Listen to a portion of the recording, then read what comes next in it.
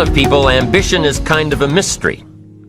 The dictionary says it's an eager desire for distinction, power, or fame. But what does that really mean? Well, let's start with the word eager. All by itself, eager is kind of exciting. Kids are eager for their birthday parties. They expect to be the center of attention, get lots of presents, eat too much. I guess grown-ups are eager for birthdays too. Unless, of course, they're embarrassed that the number of candles on the cake outnumber their achievements. But we can be eager to see a ball game, eager to see our kids in a dance recital, eager to see an old friend, eager to shop for a new car. Eager sounds like a lot of fun. But do you ever hear people say they are eager to live a better life, eager to have a better family, eager to make a lot of money? Probably not. And that's a problem. Because how I see it, living a better life, having a better family, and making a lot of money takes an eager desire. We have the remarkable ability to get exactly what we must have. But there is a difference between wishes and desires. We've all heard people say, "Oh, I wish I could just drop 5 pounds. I want to be a little lighter." And we've probably said it ourselves, especially after a big holiday dinner of turkey and homemade pie and every other thing we can possibly stuff ourselves with in one 8-hour period of time. And even though we may wish we could breathe a little easier in our clothing, we have to have the desire to exercise a little more and eat a little less. The "I wish I could lose weight" has to become, "I have the eager desire to lose weight." I'm also sure you've heard people talk about wishing they had more money to pay the bills, or take a vacation, or just to take a little pressure off of life. But before their lifestyle can change, their wish needs to become a desire. If they really desired change, they wouldn't spend their evenings just watching TV and wishing they were doing something more. The backbone of an eager desire to change is discipline.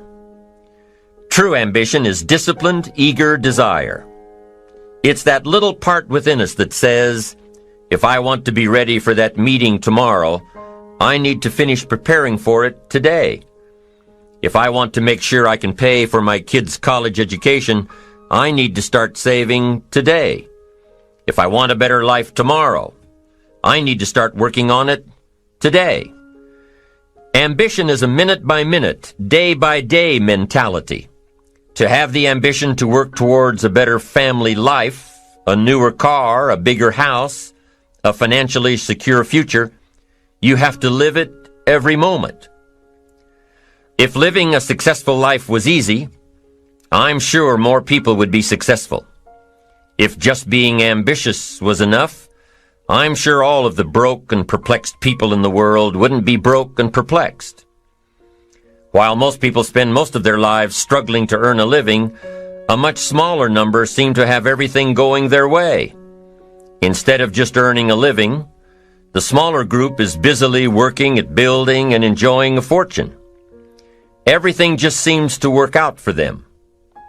And here sits the much larger group, wondering in awe on how life can be so unfair, complicated, and unjust. So what's the major difference between the little group with so much and the larger group with so little? Despite all the factors that affect our lives, like the kind of parents we have, the schools we attended, the part of the country we grew up in, none has as much potential power for doing good as the ability to dream. Dreams are a projection of the kind of life we want to lead. Dreams can drive you. Dreams can make you skip over obstacles. When we allow our dreams to pull us, they unleash a creative force that can overpower everything in our way. To unleash this power, though, your dreams must be well defined. A fuzzy future has little pull power. Well-defined dreams are not fuzzy. Wishes are fuzzy. To really achieve your dreams, to really have your future plans pull you, your dreams must be vivid. If you've ever hiked a 14,000-foot peak in the Rocky Mountains, one thought has surely come to mind. How did the settlers of this country do it?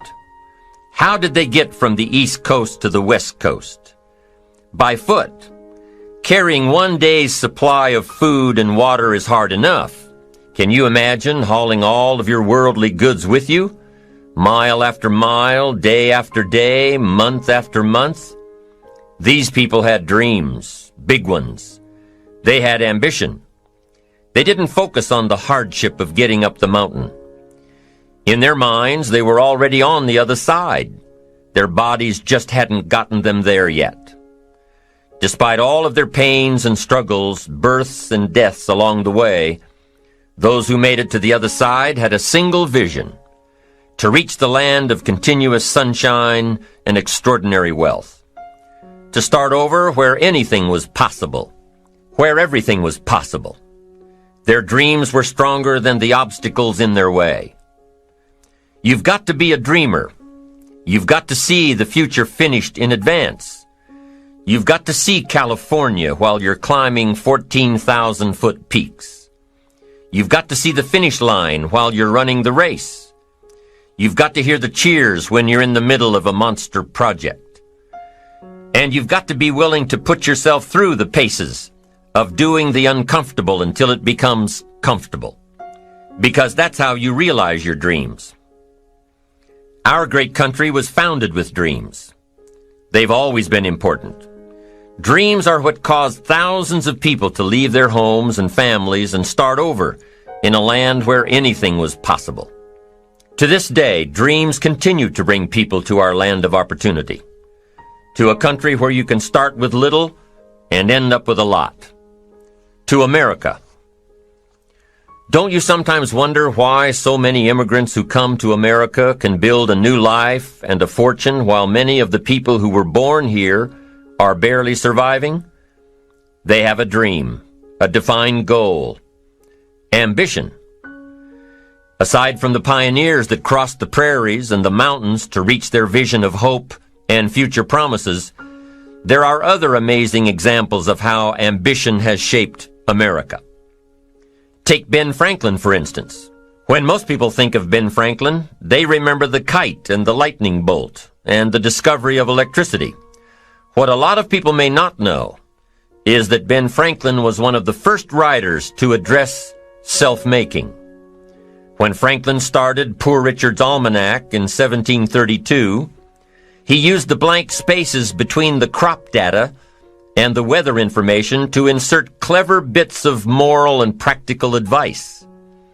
I'm sure you've heard the saying, fish and company start to stink in 3 days. Well, that was one of hundreds of Ben Franklin's comments on life.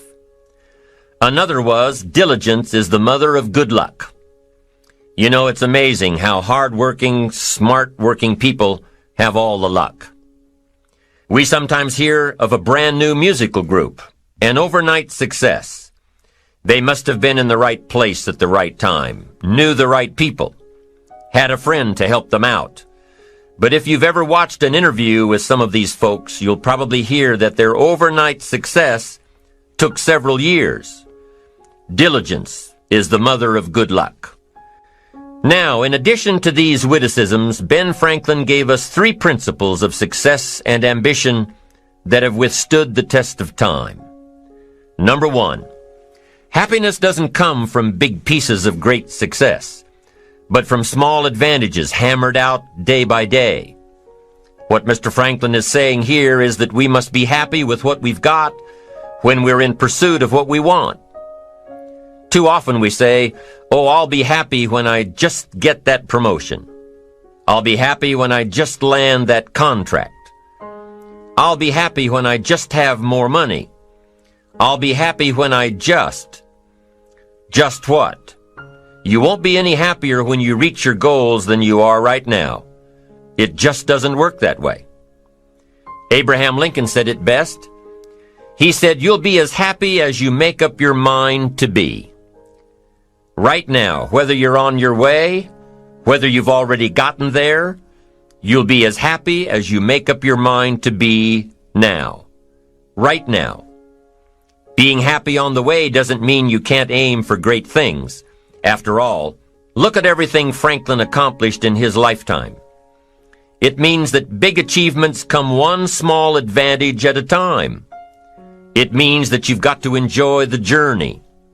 It means that you must enjoy and take pride in your little accomplishments. It means enjoying who you are becoming in pursuit of your eager desire, every day, every single day. Ben Franklin's second principle said that life is plastic. Within each of us is the power to mold ourselves and mold our environment. It is up to each of us to begin this molding process with a final product in mind. And it is within our power to work it and form it every minute, every day, every month, every year. By using your mind and your abilities and your attitude to work a little each day on molding your life, you'll soon see how magnificent your power is to gain those small advantages each day, the little steps it takes to build up to success. Principle number 3, success is a pleasure. Success is a pleasure. If what you are doing today isn't satisfying, gratifying, guess what? You're really not successful. If you are not fulfilled with what you are doing today, you cannot possibly be successful. It doesn't matter how many worldly possessions you may have, how many cars, how many toys, how much money. If you're not happy with your life as it is, you cannot be successful. Now, I know that success is a relative term. It means different things to different people. To a school kid, success may mean a star on top of his latest test. To a homemaker, it probably means that she has a well-run household and a wonderful family. To an outside professional, it's most likely the thrill of closing a major contract, or the pride in accepting a performance bonus, or being named the top producing salesperson. But the one thing you will hear from everyone who is successful is that they are happy with who they are and what they are doing. They are happy, content, satisfied. Success is a pleasure. What have you done today that makes this day successful? Think about it and write it down. If at the end of the day you can jot down the things that have made it a good day, you will soon see patterns forming. This really is a good habit to get into. When you can see a pattern of pleasure, you'll know you're on the road to success. So take note of Mr. Franklin's 3 principles of success and ambition. Number 1, big achievements come one small advantage at a time. One step at a time, one day at a time. Number 2, you have the power to mold your life, to make it whatever you want, to shape it and reshape it. And number 3, success is measured through pleasure. This is the key one. Success is measured through pleasure. You've got to be happy along the way. You've got to learn to give yourself a pat on the back. Good job, you need to tell yourself. I'm proud of me today. You've got to be happy. You've got to learn to enjoy the process. These are really common sense ideas. They're practical. And William James agreed. He's another American great, one of the most notable philosophers and psychologists in our history. And he founded a philosophy called pragmatism.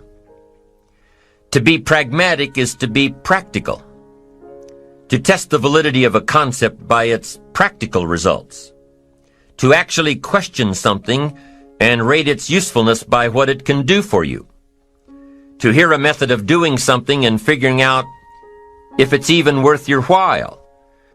One of the issues Mr. James dealt with in his lifetime was, what does it mean to be a success, a significant person? After years of pondering this question, William James described success as a combination of 2 things. Number 1, an inner ideal which is followed persistently with courage. And number 2, outer achievement related to that ideal. Let's go back to number 1. An inner ideal which is followed persistently with courage. I take that to mean defining a goal and having the resolve to complete it. No matter what, I'll do it or die. Promise yourself you'll read the books until your skills change. Go to the seminars until you get a handle on it. Do it until it makes sense. Practice it until you've got it right. Don't give up until you get where you want to be, however long that is. Step by step, piece by piece, book by book, seminar by seminar, do it until. Go for it. Until is a very important word. It's magic. It means that you'll never give up. Don't miss the chance to grow, to pay the price. Until you learn, change, grow. You'll discover some of life's great treasures when you pay that price. William James' second part to success dealt with the outer achievement related to that ideal. You need both aspects to really be a success. But what Dr. James realized about his philosophy of success was that the first part is indeed more important than the second. Going for it.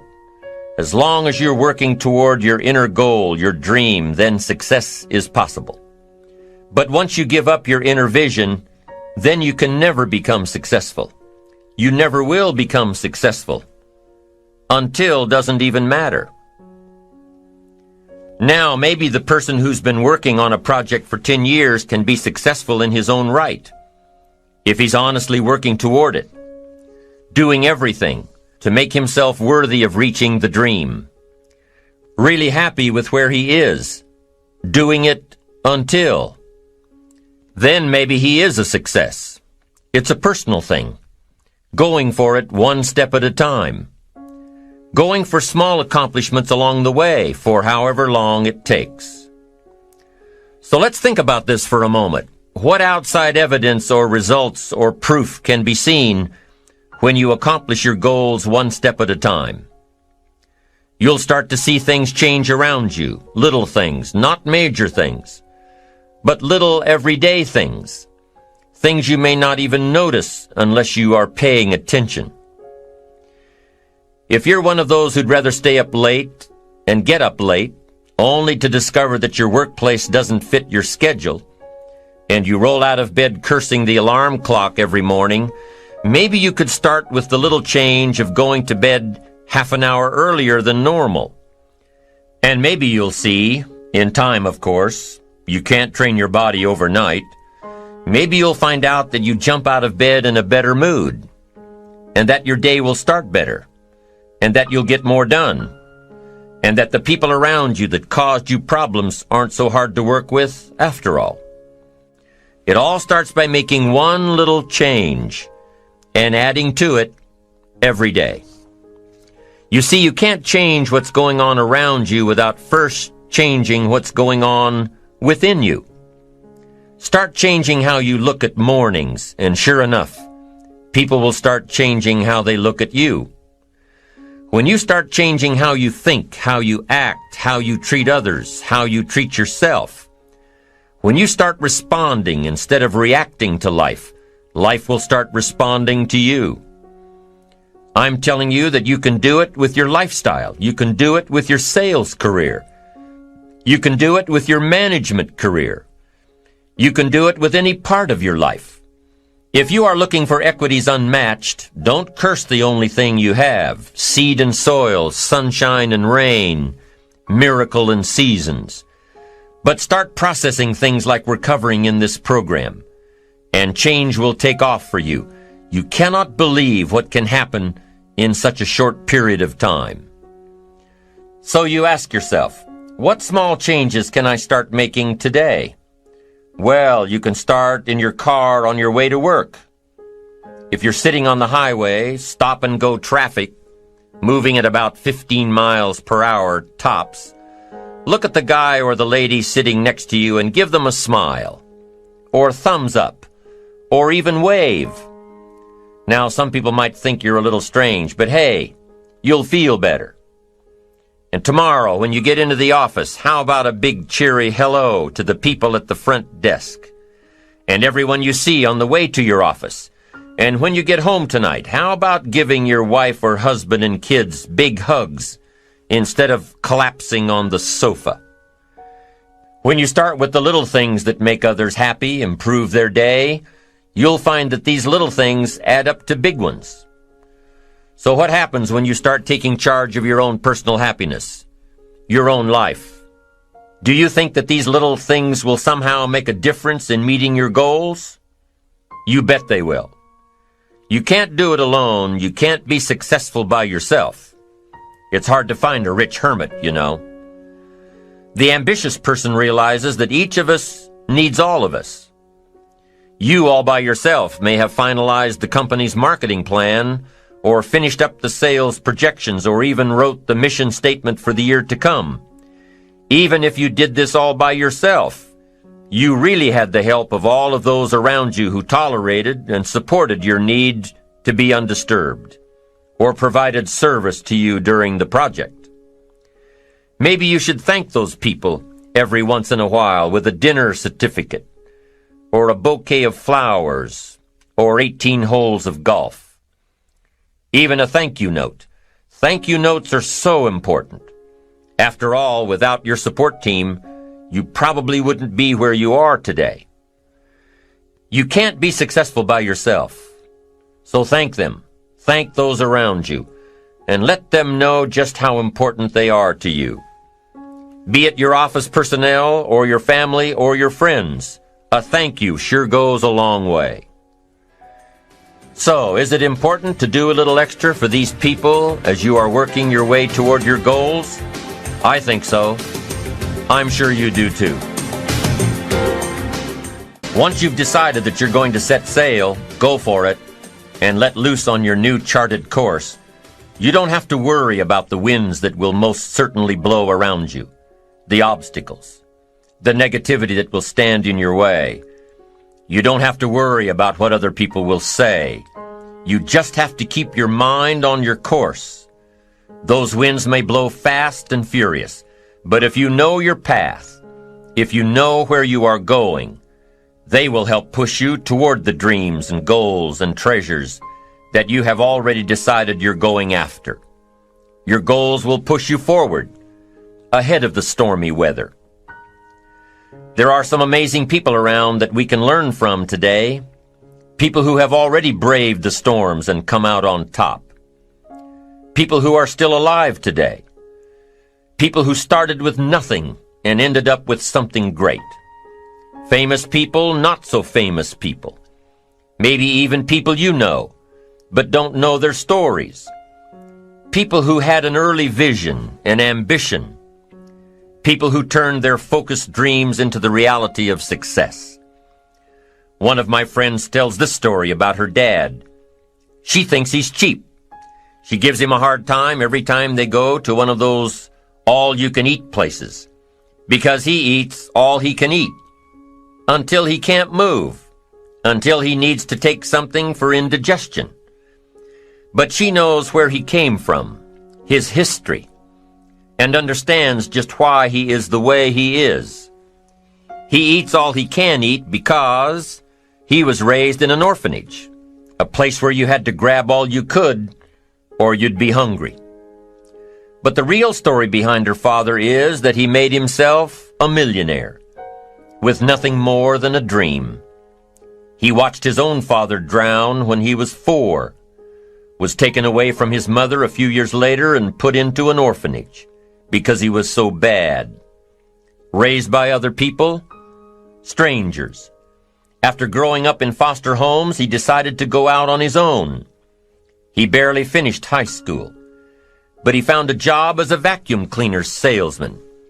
He did well, really well.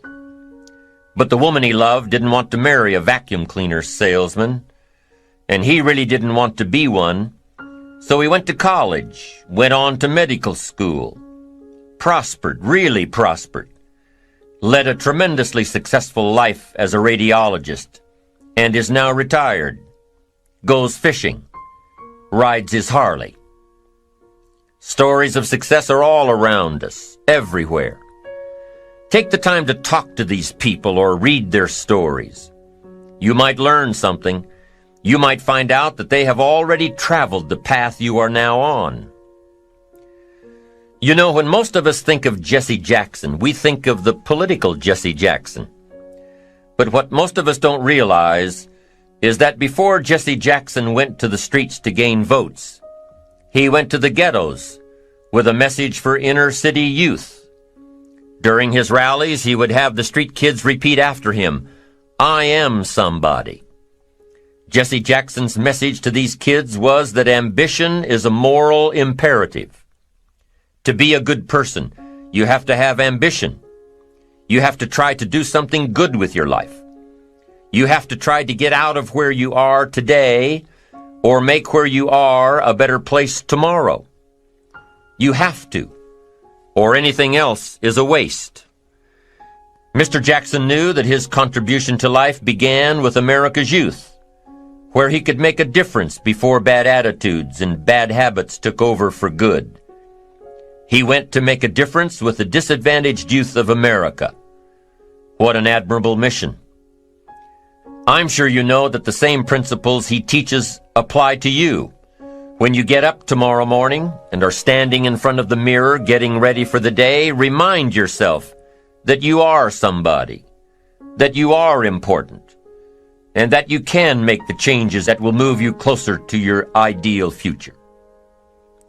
Listening to the words of people like Jesse Jackson are of total importance because motivation, lasting motivation, is backed with education. Many of these people have written books on their journeys. These books tell the stories and give the secrets that we can all learn from. Let's say you decided to take a trip, just a short one, maybe for a weekend. Let's say you want to go away to a place you've never been before. Wouldn't you want to find someone who had been there? Ask them a few questions? What's the best way to get there? The safest route? The quickest route? What do I need to bring to be totally prepared? What fun things should I look for on the way? What dangers do I need to avoid? By talking with someone who has already been there, it'll make your trip that much more enjoyable.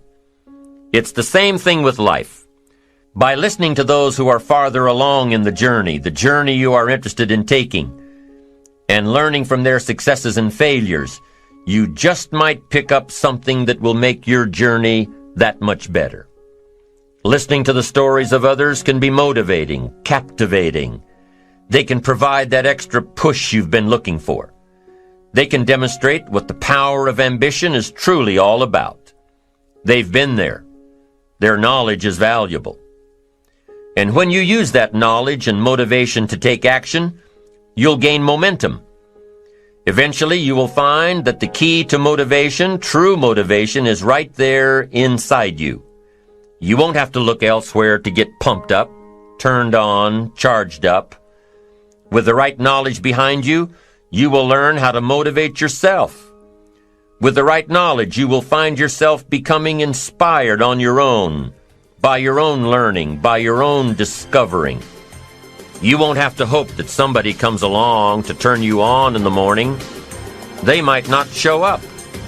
You'll find that your journey of pursuit is the best alarm clock in the world. Joseph Epstein wrote a book called Ambition.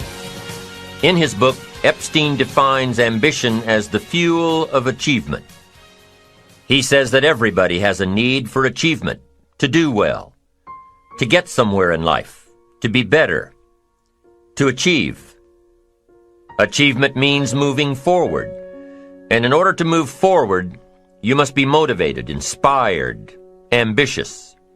You must have dreams and goals that create ambition, good ambition, positive ambition. Now, ambition does not mean being greedy. It does not mean being selfish. It does not mean getting ahead at the expense of others.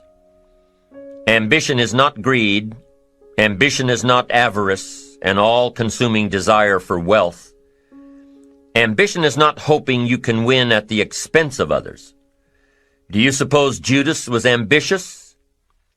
He ended up with 30 pieces of silver, a fortune in those days. Was Judas successful because he had all that money? No, Judas sold out. Was Judas happy when it was all over with? No. The money didn't make him happy. What he did to get the money certainly didn't make him happy. What Judas became in the pursuit of his fortune caused him to end his own life. What drove him was not ambition. Ambition is not greed. Ambition is an eager desire to achieve, an eager desire to get ahead in life, to do more for your family, to prosper in health, wealth, and relationships. Now, desire does not always translate into ambition. Desire is what you want for yourself. A bigger house, a better car, a fatter bank account, a better life. I desire to have these things. Ambition is how you get there. Desire is sometimes healthy. Desire is sometimes unhealthy. Desire might say, I want the tallest building in town. The destructive side of desire might urge you to tear all of the other buildings down. I guess that's one way to do it. You might get away with tearing down the first one and maybe the second one. But in your desire to tear them all down, sooner or later, some guy is going to be standing out in front of his building saying, I'm on to you. Get out of here. And pretty soon you're no longer known as a builder. You're known as a destroyer. Now, the second way to have the tallest building in town is to see it, dream it, and plan it, and put your team on it, work on it. Go through all of the steps to get there. Do it right. Have the ambition to be the owner of the tallest building in town, and go through all of the right steps to get there. If you really want it, and have the skills to do it, and the patience to weather all of the storms, your ambition will lead you there. Having the ambition to do what it takes to get you where you want to go is good. Ambition is creative and constructive. Ambition is an expression. It's something inside of you want to express in a positive way. I'm sure you have dreams of accomplishing great things. Are you ambitious enough to realize these dreams? Are your dreams strong enough to pull you toward your future? Are they vivid enough to see the end result now? Are they worthy of doing until you get there? What are your reasons for creating these dreams? Reasons vary from person to person. I bet if you did a little soul searching, you could come up with a fairly strong list. The list of reasons. Why is it so important to achieve these dreams? What are you trying to express? These reasons for accomplishing great things are different for everybody. There are personal reasons, sometimes uniquely personal reasons. Some people do well for the recognition. Some people do well because of the way it makes them feel. They love the feeling of being a winner, and that is one of the best reasons. Once in a while I hear someone say, if I had $1 million, I'd never work another day in my life. Hey, that's probably why the good Lord sees to it that he doesn't get his million, because he would just quit. Family is another reason, a motivator for doing well. Some people do extremely well because of other people, and that's a powerful reason. Sometimes we will do something for someone else that we would not do for ourselves. I know a lady who was getting back on track from financial disaster. Even though she didn't have much of anything left, her primary motivator was to keep her daughter in private school, an expensive one of the best in the country.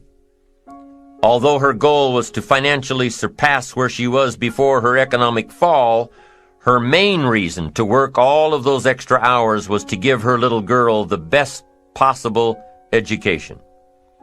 As you can well imagine, wanting to do something for someone else led her to all sorts of other accomplishments as well. How fortunate are the people who find themselves greatly affected by someone else. It's powerful. What has you getting up early, hitting it hard all day, and staying up late? What has you inspired? What are your reasons for doing well?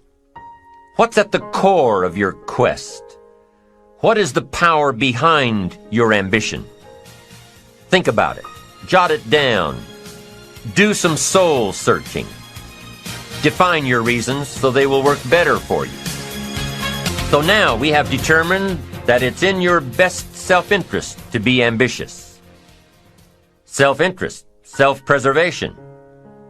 As human beings, we can't help but be interested in our own self-preservation. We can't help but be self-interested. It's one of the strongest urges we have. Interested in our preservation, interested in our development, interested in our success. There's certainly nothing wrong with self-interest, but here's the clue. Self-interest must be enlightened as to what truly serves us best. When I found out that self-interest was okay, that was a big relief to me. Now, we're not talking about selfish.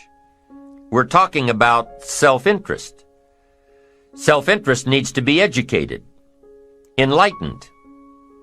Self-interest is willing to be benefited by service to others, not at the expense of others.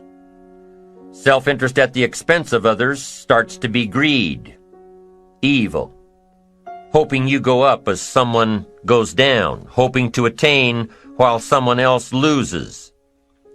I win, you lose. We call that the beginnings of evil, the dark side of our nature, wishing to benefit at the expense of others. Enlightened self-interest wishes to benefit at the service of others. A friend of mine tells this little story about a person she hears from about every 3 months or so. This guy calls to solicit money for food baskets for homeless families. She's happy to give her money to them. She was unfortunately homeless for a short period of time, and she knows the position these people are in. This group is legit. She checked them out. But after the second or third time this guy called, same guy, after the second or third time he called, she started talking to him about other stuff. Turns out this guy is broke, living in a hotel, looking for any construction job he can find. Any job at all. But what's unique about this guy is that he donates 2 or 3 hours a night, every night, to call people and get money to feed the homeless. Every night, from his hotel room. Now, most people would say this guy should use those hours every night to work a second job or a third job. But while he's way down on the ladder of success, he feels it's important to help those less fortunate than he is. He has a roof over his head. He makes enough to feed himself. And my friend says that every time she talks to this guy, every 2 or 3 months, he's doing better. He's digging himself out of debt. He's starting to save money. He thinks he'll be able to move into an apartment in another month or 2.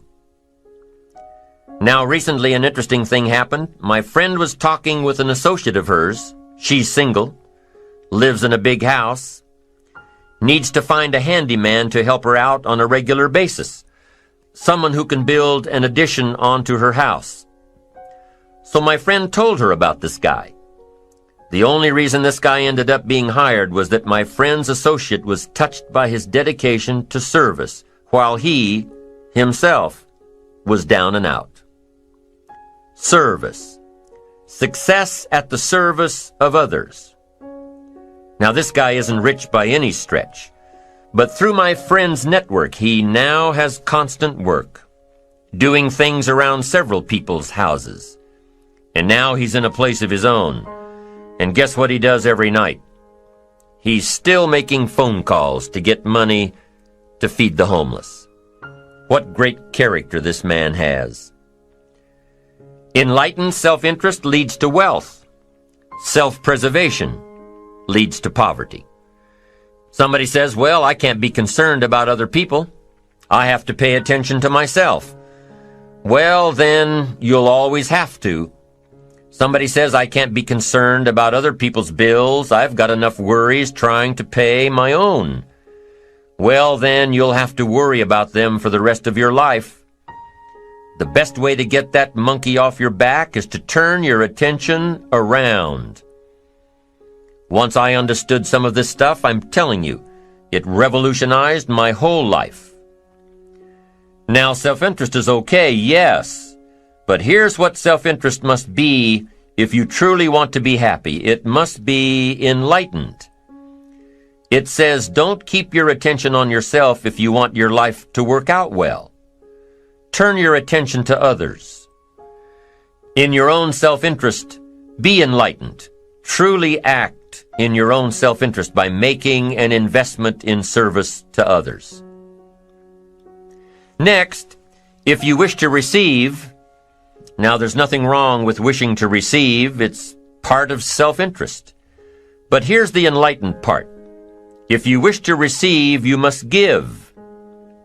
Some people say, if you give, it's gone. No, no. Not if you're educated. If you're stupid, yes, it's gone. But if you're enlightened, chances are, if you give, you've invested. And what do we expect an investment to do? Return.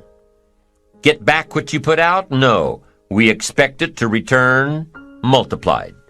Bigger. Greater. Better. My father taught me way back, son, always do more than what you get paid for. Now, some individuals might argue with that. They'd say, no, you're going to mess up the whole program. I know they're wrong. In my own self-interest, I did what my father taught me, to always do more than I got paid for. Why? To make an investment in my future. Do more than you get paid for to make an investment in your future, and it's paid off for me.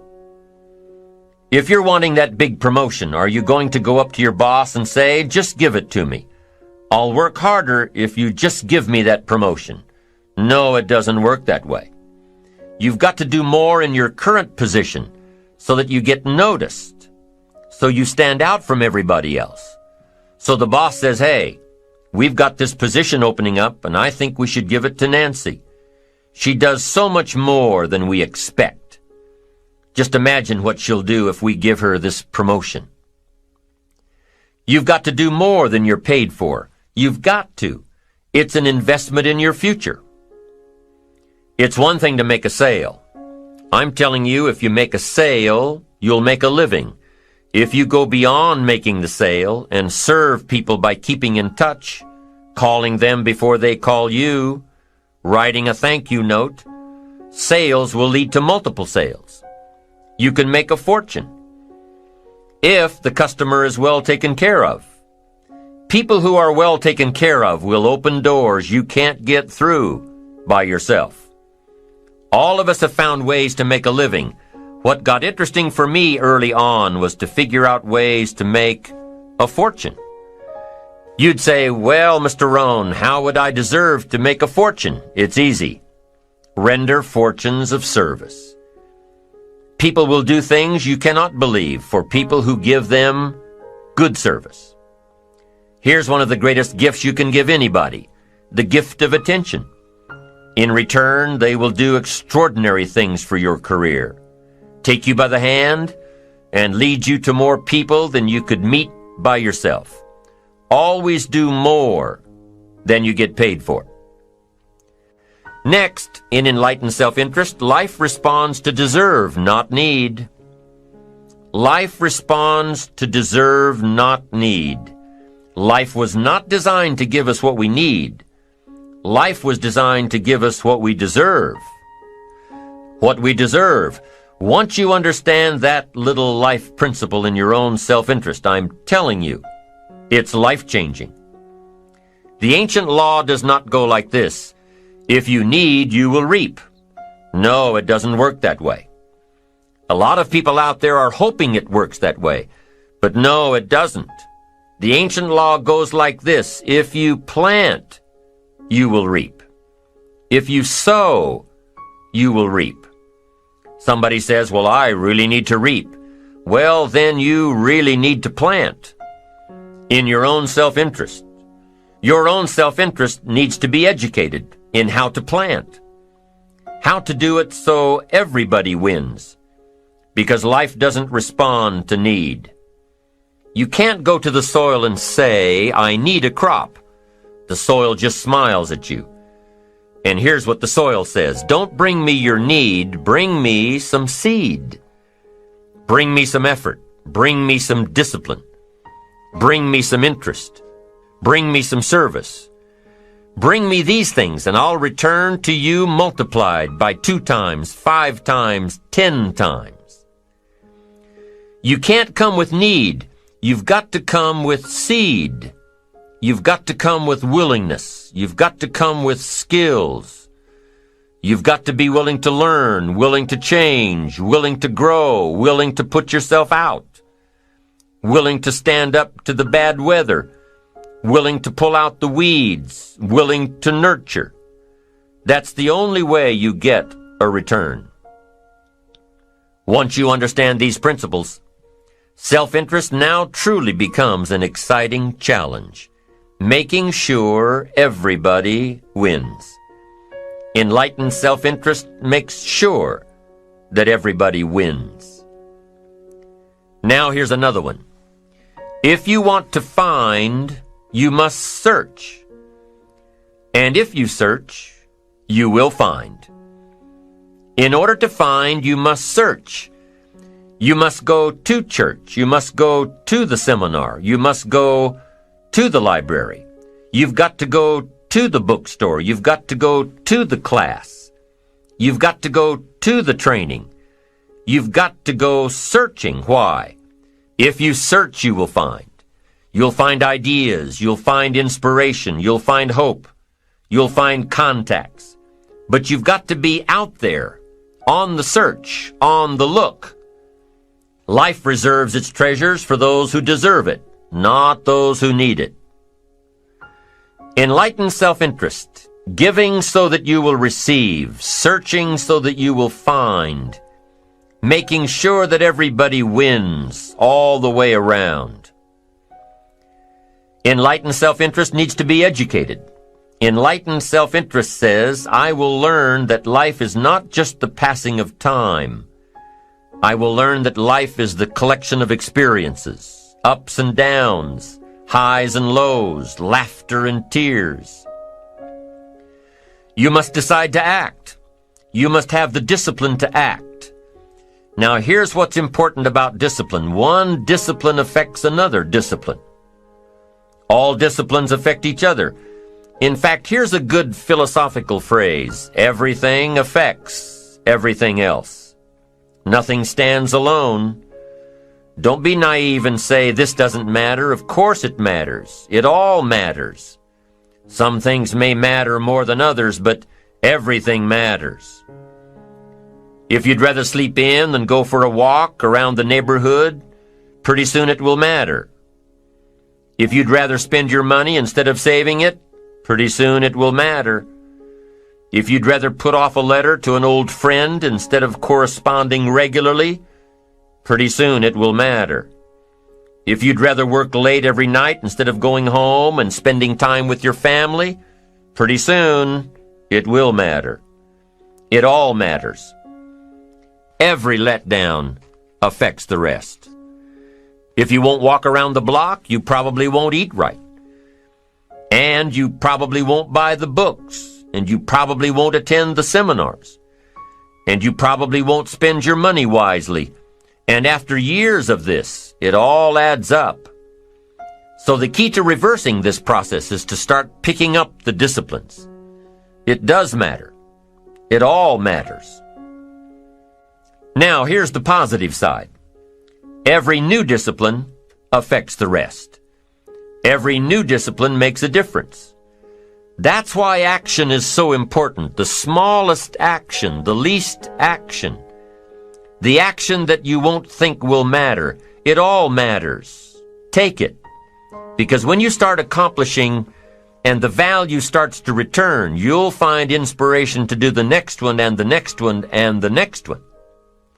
If you start walking around the block, it'll inspire you to start eating right. You start eating right, it'll inspire you to get a book.